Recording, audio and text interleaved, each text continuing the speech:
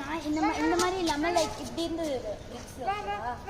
அந்த இல்ல இந்த சிம்பா மாதிரி ஒரு குட்டி லேப் அப்படியே அந்த பிரிட்ஜ் மேல ஏறி அப்படியே வந்து இது ஃபாஸ்டா மேல